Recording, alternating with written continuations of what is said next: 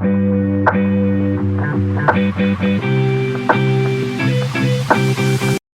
I had a very interesting conversation with a woman that I'm friends with. She's an older woman. She just turned 61. Conservative, religious. She's grown a little bit more conservative over the last couple of years. But that would kind of happen in the area that you live in. When you're consumed by everything and no outside voices, you tend to, when you're stuck in that echo chamber. Yeah, you tend to rock with that. And she's deeply, religious. She's very religious, goes to church every Sunday, goes visit the nuns and all that type of stuff. Mm-hmm. And I was talking to her and I was like, yeah, if Jesus Christ came down here right now, I'm not talking about the last days. I'm just like, he came down and just pop in and say, hey, what up, y'all? What y'all up to? Right.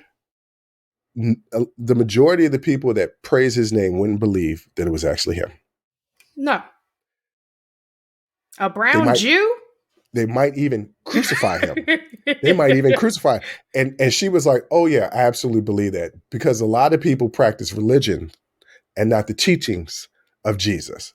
There's a difference. A brown socialist Jewish man.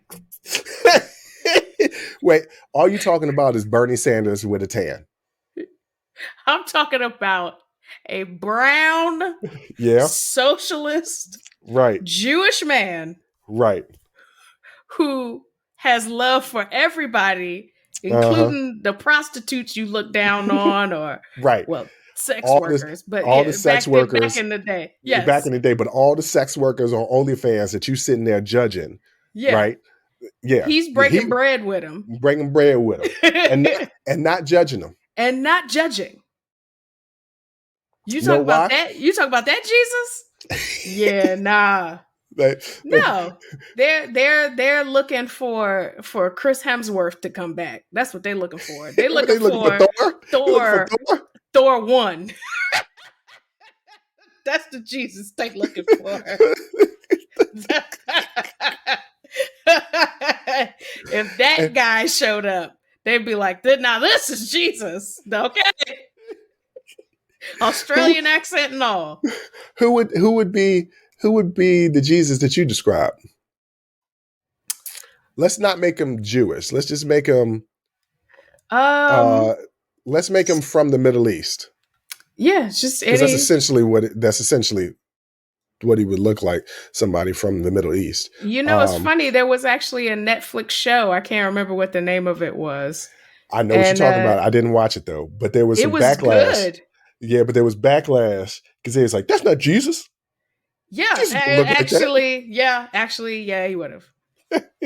Because again, like. I don't know if y'all know where Bethlehem is. But it's not in Britain. Jesus, that portrait of Jesus that you see in all of your churches is not Jesus. That blonde hair, blue eyed Jesus. I don't have no problem with blonde hair, blue eyed people, but that's just not Jesus. But that's just not Jesus. In the Bible. What do they say in the Bible? They say hair of wool, and color the skin brass. And I don't know if you've seen brass. It's brown. Golden brown. It is brown. So yeah, the hypocrisy of these people that say that that it's against their religion to allow a life to be taken, but support the death penalty. You stole it. I was just sorry. You jumped right. Oh, you jumped right on my line. I was bringing that point right on home. That's all right. That's the reason why it's the sibling happy hour. They need to hear this back and forth because I didn't know you were going to say it. Well, I don't know how you didn't know that I was going to say that. We was on the same wavelength. We was on it. We was on it. But yeah, we go for the death penalty. So it's just a hypocrisy, and I have said it, and I will say it. It has nothing to do about kids. All these culture war things. It has nothing to do about kids. They just know that's an easy thing to bring in people because who's going to say anything bad about kids except for Bernie Mac? If y'all don't get that, watch Bernie Mac.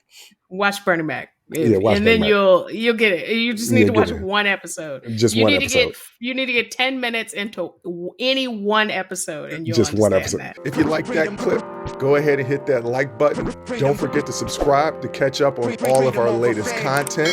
Don't forget to hit the notification button when you do subscribe so you can get updated every time we release content. We release content every day, whether it's an actual show or clips from the shows.